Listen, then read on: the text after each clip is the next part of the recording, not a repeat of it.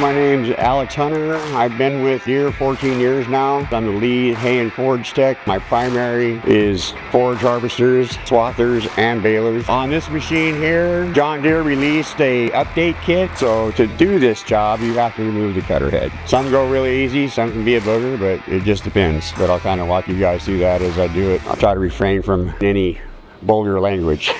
In our industry, sometimes it can't be helped. First thing we want to do, of course, is get our drive line out of the way. Believe it or not, I enjoy working on forage harvesters. You should do that. This one's kind of a booger. You got to disconnect your header height sensor. I think they're an amazing machine. The fact that you can take a whole corn plant and process it through a little 1 millimeter, 2 millimeter gap in a kernel processor is just amazing to me. It's really cool. When you got all the bells and whistles and everything's working right, they're awesome.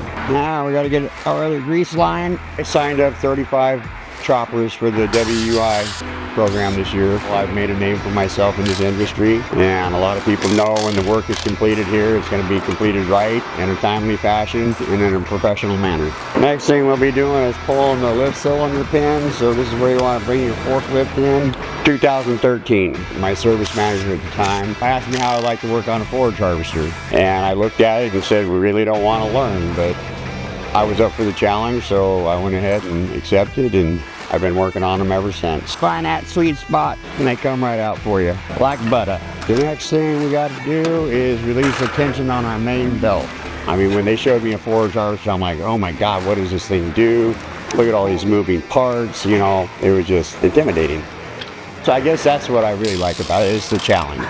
But I like the challenges. Guys, there's a reason these caps are here. You use them, keep some contamination getting in there. But once you understand the throughput, the feed channel, the blower system, you break it down into sections, it makes it a whole lot easier to work on and understand the machine. They're really a simple machine. They're not as intimidating as they look.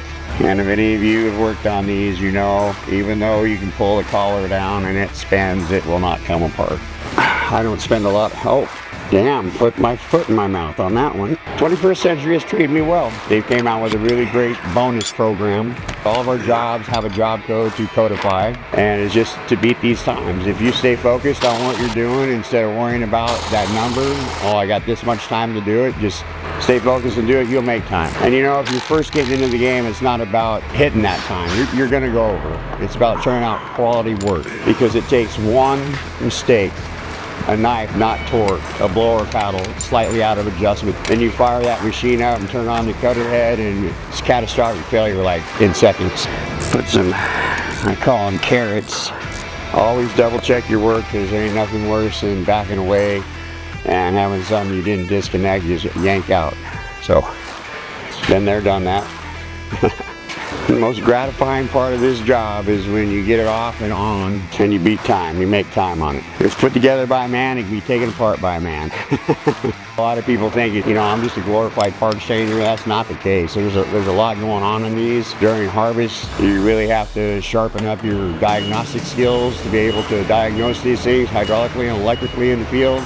Because trust me, when you're out there and you have 15 trucks lined up with 15 truckers standing there and you're working on that man's forage harvester and all those people are on the clock, it can get stressful. And that's it. Cutter head's off the machine. For a 59-year-old, I think I still got it. So, peace out.